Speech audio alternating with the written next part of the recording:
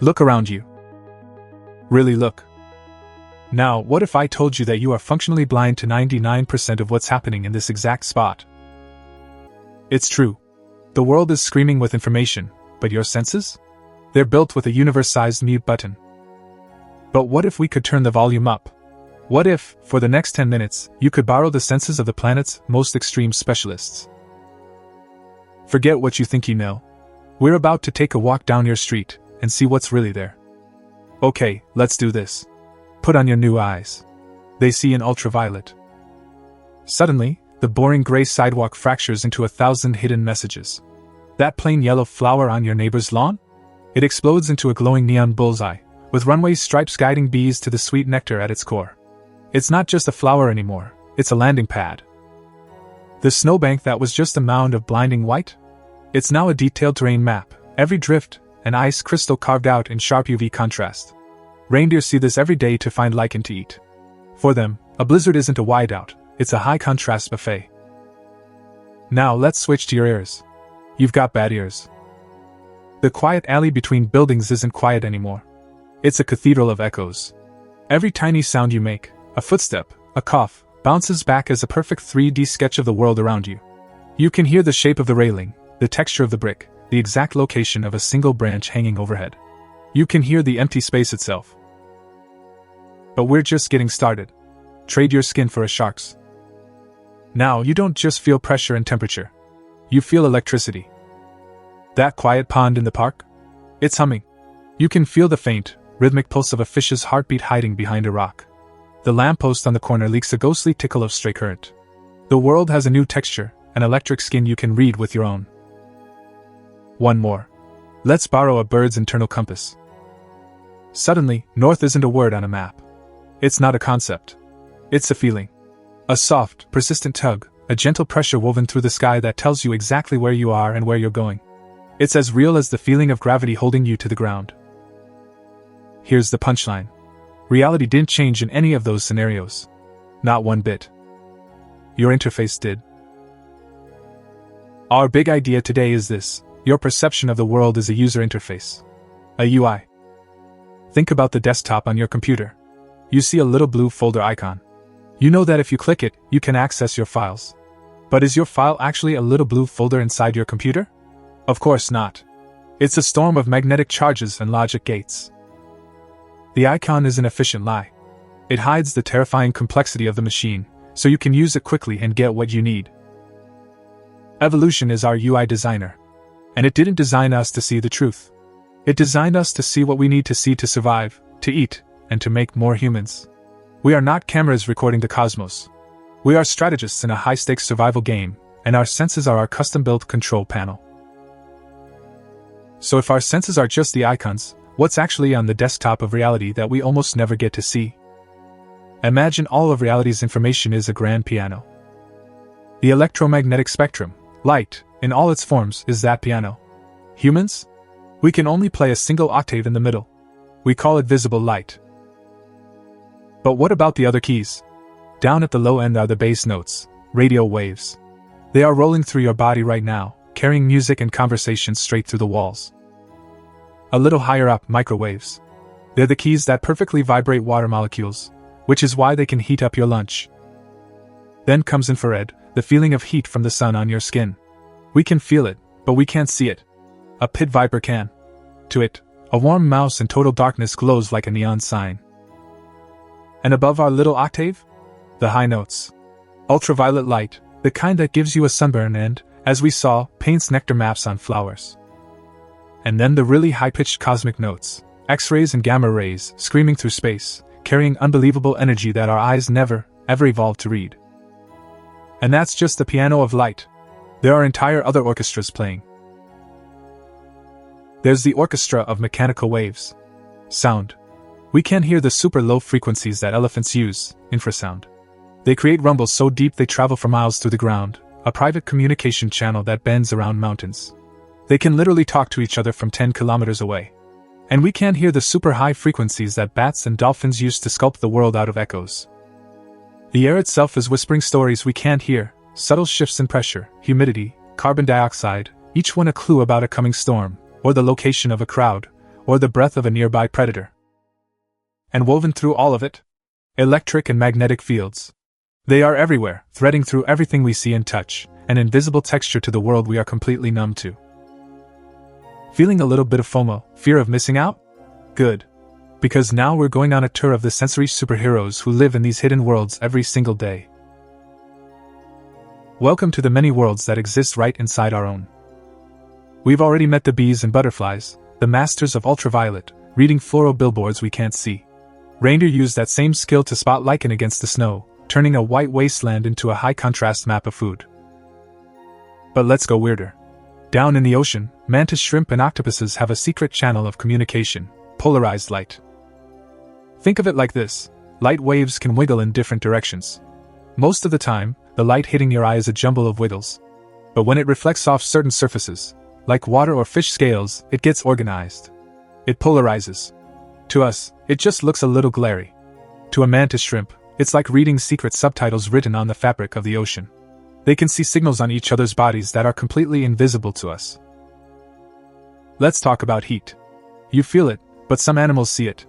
Pit vipers, vampire bats, they have heat-sensing pits on their faces. In the dead of night, a mouse isn't a brown shape in the dark. It's a glowing constellation of warm stars against a cold, black background. There is no hiding from an animal that can see your body heat. And of course, there's echolocation. Bats and dolphins living in worlds with no light, or murky water, have solved the problem. They scream at the world in ultrasound and then build a 3D image from the echoes that return. It's so precise a dolphin can tell the difference between a BB gun pellet and a kernel of corn from 50 feet away. They are painting acoustic pictures in total darkness. We mentioned the deep rumbles of elephants, but whales do it too. Their infrasound songs can travel across entire ocean basins, hundreds, even thousands of miles. A conversation that spans a continent. Now for my favorite, the electricians. Sharks, rays, and electric fish. They have an almost supernatural ability called electroreception. They have these gel-filled pores around their heads called the ampullae of Lorenzini. These act like voltmeters, detecting tiny electric fields. How tiny? Down to a few nanovolts per centimeter. That's billionths of a volt. Every time you contract a muscle, your body lets off a tiny electric spark. A shark can feel that. It can find a fish buried under the sand just by sensing the faint electric hum of its heartbeat. Are you kidding me? That's a real-life superpower. But maybe the most mind-bending sense of all is magnetoreception. Migratory birds, sea turtles, they navigate thousands of miles with pinpoint accuracy. How? They feel the Earth's magnetic field. For decades, scientists were stumped. Now, the leading theory is absolutely astonishing. It seems to rely on quantum mechanics. Inside a bird's eye, in its retina, are proteins called cryptochromes. When a particle of blue light hits this protein, it can knock an electron loose, creating something called a radical pair, two electrons that are quantum mechanically linked. Their fates are tied together. The Earth's magnetic field, weak as it is just strong enough to nudge how these electrons behave. This changes the chemical reactions in the protein, and the bird's brain can apparently read this information visually. The bird might literally see the magnetic field as a faint pattern of light or shadow overlaid on top of its normal vision. A heads-up display for navigation, built by quantum physics. This all seems like magic, but under the hood, every sense, from your sense of touch to a bird's quantum compass, is governed by the cold, hard math of information. A sense receptor is just a translator. In engineering, it's called a transducer. Its only job is to convert one kind of energy, light, sound, electricity, into the only language the brain understands: tiny electrical spikes, the Morse code of neurons. And every channel of information has to deal with 4 big problems. First, signal-to-noise ratio. How loud is the message compared to the background static? It's the difference between hearing a friend whisper your name in a quiet library versus trying to hear it during a rock concert.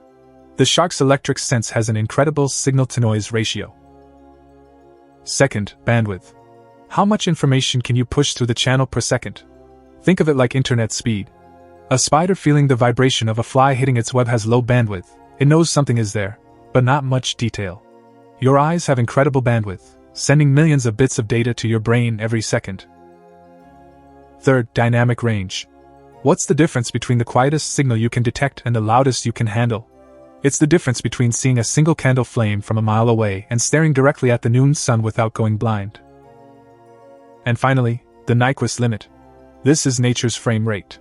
If you sample the world too slowly, you get weird artifacts. It's why in old movies, a car's wheels can look like they're spinning backward. If an animal's senses sample reality too slowly, it might misinterpret the speed of a predator, and that's game over. And here's the crucial part, none of this is free. Brains are incredibly expensive to run.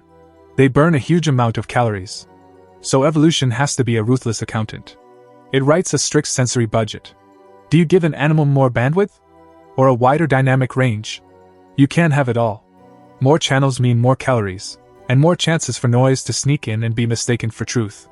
Every animal's sensory world is a compromise, a masterpiece of biological accounting. So we have these animals with senses that seem magical, governed by math. But what happens when we push our own science to the absolute limit? What are the mysteries we're still trying to solve? Let's go to the frontier. Magnetoreception is still a wild frontier. That quantum compass idea in the bird's eye. It's our best theory, and recent studies have added even more evidence, showing the cryptochrome 4 protein is highly sensitive to magnetic fields. Scientists have even shown that if you expose a migrating bird to certain types of radio frequency noise, it scrambles their compass and they get lost. It's like jamming their GPS. But what about us? Do humans have a magnetic sense? For a long time, the answer was a firm no, but the story is getting complicated. In 2019, a groundbreaking study put people inside a special chamber that blocked all outside magnetic fields and then generated its own, pure, controllable field. They monitored the subject's brainwaves with an EEG. They found that when they rotated the magnetic field, a specific pattern appeared in the brainwaves, a drop in alpha waves, which is a classic sign of the brain unconsciously processing a stimulus. The effect was real, but it was completely subconscious. No one felt anything. So, the jury is still out. We might have the dusty old hardware of a magnetic sense, but we seem to have lost the software to read it. Now for some myth busting. The mantis shrimp. You've probably seen the internet comic. The mantis shrimp has 16 color receptors. Humans only have 3. It can see a bajillion magical colors we can't even dream of. It's a great story. But it's mostly wrong. Yes, they have many types of photoreceptors. But studies show they are actually worse than us at telling similar colors apart. So what's going on? It seems they've traded nuance for speed. Instead of carefully comparing the signals from different receptors to mix and match a precise color like we do, the painter's palette approach, their brain just takes a quick snapshot. Each receptor yells, "I see my favorite color." It's less like a painter, and more like a barcode scanner. It's a system designed for rapid identification of key colors, not for admiring a beautiful sunset. Speed over subtlety. Another evolutionary trade-off. So we can't naturally see these worlds. But can we build them? Can we borrow these senses with technology? Absolutely. This is where science fiction becomes reality. We have cameras that see in ultraviolet and thermal imagers that turn heat into a rainbow of false color. These are simple extensions. But what about piping new data streams directly into the brain? This is called sensory substitution. And it works because of the brain's incredible plasticity. Your brain doesn't care where the data comes from, as long as it's structured. Scientists have built devices that translate video from a camera into a grid of tiny electrodes you place on your tongue. With practice, blind people can learn to see shapes and navigate rooms using the tingling patterns on their tongue. There are vibrating belts that hum with the direction of magnetic north, giving the wearer a constant, intuitive sense of direction. Neuroscientist David Eagleman's lab has developed a wristband that captures sound and turns it into complex patterns of vibration on the skin, allowing deaf individuals to learn to feel the spoken word. Your sensory bubble, what scientists call your umwelt, is not fixed. It can stretch. But remember the budget? Every extension comes with a trade-off. More data means more brainpower to process it, more energy burned, and more potential for confusion. At what point does an extra sense just become a noisy distraction? This is a question we'll have to answer as we start to truly merge man and machine. This brings us to the final, biggest question. If our perception is a UI optimized for survival, not for truth, what does it even mean to see reality? Let's go back to the desktop icon. Its shape and color are a lie. They hide the complex truth of the computer's circuits. But the icon is still deeply connected to reality. It reliably lets you perform an action that matters. Our colors, sounds, and textures might be the same. They might be our icons, useful, simplified, sometimes even deceptive, but they let us interact successfully with a world that pushes back. So does this mean objectivity is dead? Is everything just my perception versus your perception? Not at all. This is where science saves us. Science is the process of building bridges between our individual user interfaces. A ruler, a thermometer, a spectrometer, these are tools that help us align our private icons with shared measurements. We don't escape our interface. We network our interfaces together, through shared tools and rigorous methods, until the overlaps give us a stable, reliable picture of the world. Objectivity isn't about seeing the raw truth. It's about building models that work, that make predictions we can all test and agree on. So here's what it all means. For you and for us. The world you experience is a beautiful, negotiated rendering. A story told to you by your brain, shaped by millions of years of ancestral bargains with risk and reward. And every other animal on this planet is living in a compatible, but not identical, story. This demands a new kind of humility. Our bright city lights don't just clutter our view of the stars. They jam the navigation systems of migrating birds. The rumble of our ship engines doesn't just annoy us. It masks the songs of whales trying to find a mate across the ocean. The polarized glare from our glass buildings can trick insects into thinking it's water, a deadly trap. We have a responsibility to design a world that is multisensory safe, to quiet our noise and dim our lights so that other stories can be told. And what can you do right now? You can give yourself a software upgrade. The tool is called attention. For the rest of today, just try to notice one thing you usually ignore. The gradient of temperature on your skin as you walk from one room to another. The way echoes change the sound of your voice in a hallway versus an open park. The subtle rhythms of your own breath. When you do this, you expand the usable bandwidth of the senses you already own. You're not getting new hardware, you're just using your existing hardware better. The world isn't smaller than you think it is. It's infinitely larger, richer, and more complex. We've only just begun to audit what's really out there. So as we close this audit, I have a question for you. Of all the senses we talked about today, ultraviolet vision, 3D echo hearing, feeling electricity, the quantum compass, if you could borrow just one for a day, which would it be and why? Drop your answer in the comments below. I'm genuinely curious to see what you choose. And if you want to keep challenging your own perception of reality, make sure you subscribe and turn on notifications. We go down rabbit holes like this every week.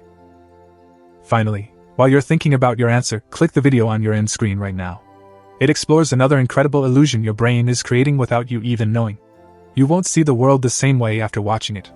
Thanks for thinking with us.